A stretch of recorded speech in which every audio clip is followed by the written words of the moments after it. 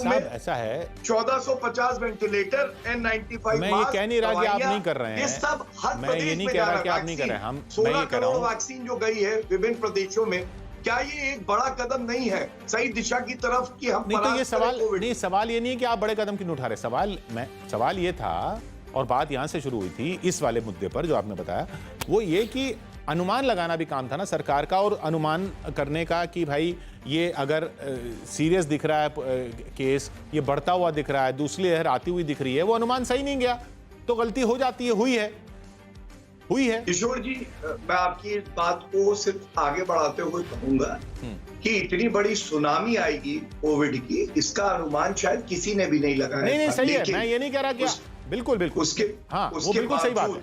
इस देश ने मजबूती से कोविड का सामना किया है और हमें यकीन है कि हम इसको परास्त करेंगे। और उसकी वजह क्या है?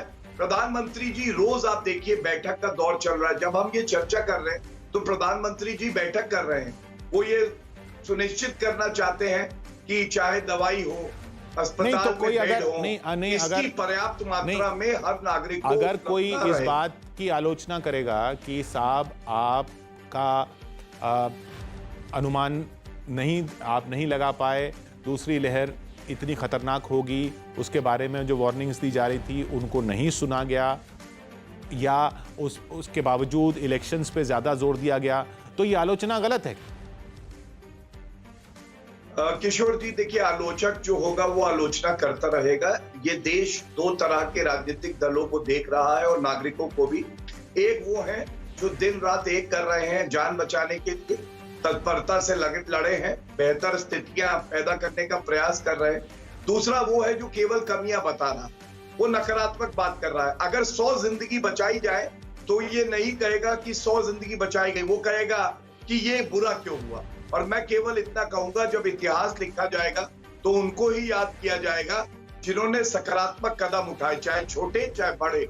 जो लोग केवल आग लगाते रहे और आग में घी डालने का काम करते रहे, वो कहीं ना कहीं देश नहीं साहब, लेकिन देखिए आग लगाने और आग में घी डालने की बात नहीं है। माफ कीजिएगा, मैं इलेक्शन से हट के इस पे आ रहा हूं क्योंकि आप कोई दिक्कत नहीं है। नहीं मैं ये कह रहा हूं कि नहीं ये बात आग लगाने और उसकी नहीं है बात। देखिए मुसीबत में देश है, लोगों को मुसीबत हो रही है, जगह जगह कई चीजों की कमी हो रही है, तो लोगों का सवाल, लोगों का गुस्सा, लोगों की आलोचना विपक्षियों को छोड़ दीजिए, वो सरकार के प्रति ही होगी। तो जब क्रेडिट हर चीज का, या कोरोना पे जब ऐसा लगा था कि नहीं हमने एक अच्छी जीत पाली है, तो वो क्रेडिट भी तो आप ही को गया था ना साहब।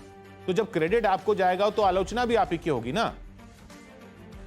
किशोर जी, मैं फिर से एक बात कहूंगा आपसे। मैंने जो बात करी, मैंने राजनीतिक दलों के जो महत्वपूर्ण भूमिका है उस पर बात करी कि आप नकारात्मक नहीं हो सकते। जहां तक नागरिकों की बात है, किसी ने अपना परिजन खोया है, तकलीफ हो रही है, ये हम सब जानते हैं, तो उनका गुस्सा और आक्रोश हो सकता है, लेकिन हमें ये सुनिश्चित करना है कि उनको कैसे मरहम लगाएं, उनका दर्द कैसे बांटें। और जिम्मेदारी केंद्र सरकार और प्रदेश सरकार दोनों की है। इस वक्त समय नहीं है राजनीति करने का कि ये बीजेपी का टीका है, ये कह देना कि देखिए हमें ऑक्सीजन देखिए मैं वो राजनीति की बात ही नहीं कर रहा। आप जो कह रहे हैं ना, आप जो कह रहे हैं, ये ओछी राजनीति नहीं होगी। नहीं चलिए, वो जो होना चाहिए नहीं होना चाहिए, कैसी राजनीति है वो एक अलग मुद्दा है। मैं कह रहा हूं जो पब्लिक कह रही है, जो पब्लिक मुसीबत में है, वो जो कह रही है कि साहब क्रेडिट जब आपको जाता है तो आलोचना भी आप ही की होगी।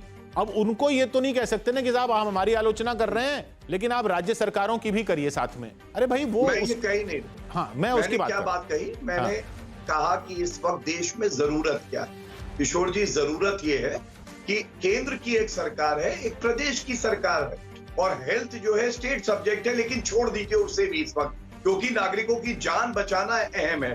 तो केंद्र सरकार अपनी भूमिका निभा रही है, जिसका उदाहरण मैं आपके चैनल पे दे दूं, किस तरह से वायुसेना के विमान का इस्तेमाल किया जा रहा है। अरे साहब देखिए, कई तो राज्य ऐसे हैं ना जहां पे केंद्र में भी आप हैं और राज्य में भी आप हैं। यूपी ले लीजिए, यूपी में जो मुसीबत में है, एमपी में जो मुसीबत में है, यूपी में जो ऑक्सीजन की कमी झेल रहा है, एमपी में जो ऑक्सीजन की कमी झेल रहा है, यूपी में जिसको बेड नहीं मिल रहा है, एमपी में जिसको बेड नहीं मिल रहा है, उसको क्या बोले? उसमें तो दोनों जगह आपकी सरकार है। केवल केंद्र सरकार की जिम्मेदारी है और प्रदेश की सरकारें मूक दर्शक बन के खड़ी रहे, ये उचित नहीं। नहीं, मैं कह रहा हूं कि यूपी एमपी है, जैसे और भी बहुत सारे राज्य हैं जहां आप ही की सरकार है, वहां क्या कहे? बिल्कुल, वहां तो केंद्र, वहां केंद्र को बोले, राज्य को बोले, किसको बोले, वो तो आप ही हैं।